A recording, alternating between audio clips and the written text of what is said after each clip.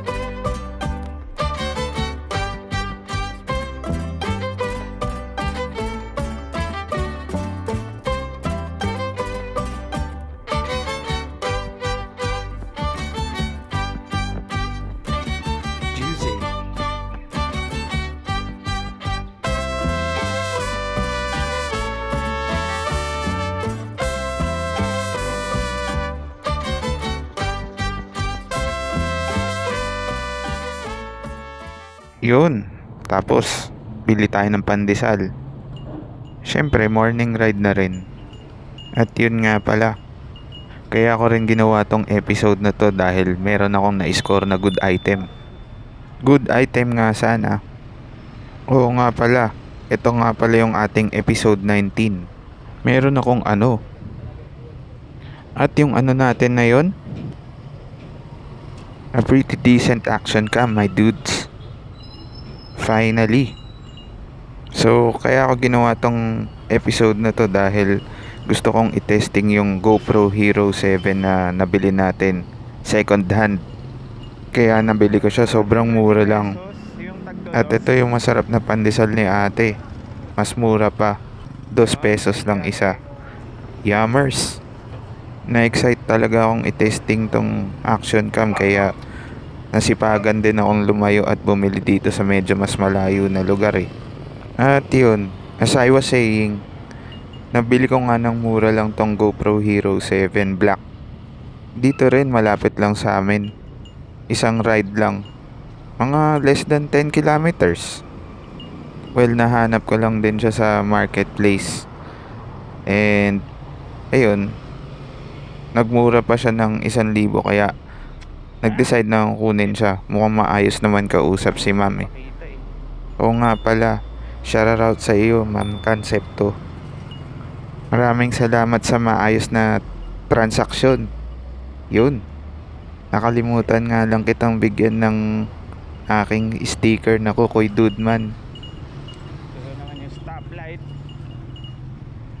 Tapos ito, quick review lang dito sa ating GoPro Hero 7. Ang laki ng in-improve ng ating footage ngayon my dudes. Unang-una, malinaw na yung kuha. And to think na 1080 lang tong gamit ko, 60 fps. Pangalawa naman yung superior image stabilization niya. Kahit anong tagtag, stabilized pa rin yung video natin my dudes. Pangatlo naman is maganda na yung pick up ng sound niya. Mas malinaw na yung kuha ng mga boses. Pero syempre, kailangan pa rin natin ng external na mic kung magandang audio talaga yung kailangan natin. Pero kasi sa akin, hindi ko naman priority masyado yung audio. Oo, maganda pa rin yung nare-record talaga yung boses, tsaka yung usapan kung ano man yun. Pero hindi siya priority ngayon, at saka extra gastos yun.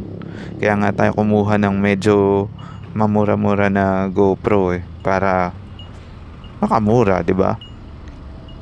Ang priority ko naman talaga is makakuha ng maayos na footage. More on video talaga tayo. Yung stabilized na maayos na video, tapos malinaw. Yun lang, sapat na. Ang priority naman talaga dito is makakuha tayo ng maayos na footage at may deliver ng maayos, malinaw yung mga misadventures natin, my dudes. Kung mas maayos, mas maganda. At kung mas maganda, mas enjoy. At kung mas enjoy, it's a lot of fun, my dudes. Tas yun, dapat mas mahaba pa tong episode natin eh.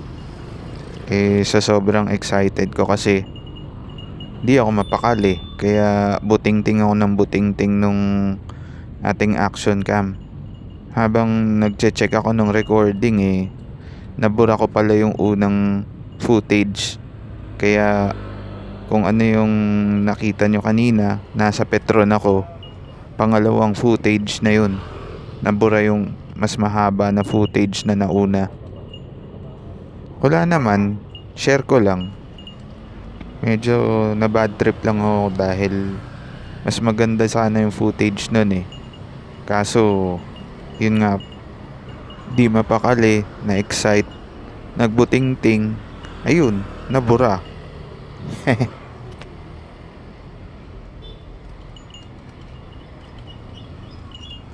At yun, final thoughts. About sa GoPro Hero 7, wala naman talaga akong masabi sa quality ng video niya. Maganda naman talaga. Sa mga nagsisimula pa lang na mag-YouTube tulad ko, tingin ko hindi na rin naman masama na mag-invest sa medyo decent na action cam. Especially kung puro rides ang gagawin mong content. Sa akin kasi mostly rides yung mga ginagawa ko eh. Sana magtagal siya. Hindi katulad niya, hindi kami nagtagal.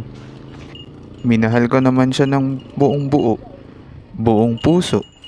Hindi nga lang puso pati isip at kaluluwa ko Umiyak ako sa inyo. Nagpakaawa ako sa inyo. Wala akong mapapala dyan. Kakain lang. Pag-ibig! Wala rin naman akong nagawa sa huli. Pinaglaban ko pa naman siya. Tapos, ganyan lang. Akala ko, nakahanap na ako ng forever ko Bakit kaya ganun, no? Sa buhay natin, maraming taong umaalis, dumarating. Walang naiiwan. Parang sa kanta yun. May katotohanan at may dahilan kung bakit naisulat. Kasi baka hango sa tunay na karanasan.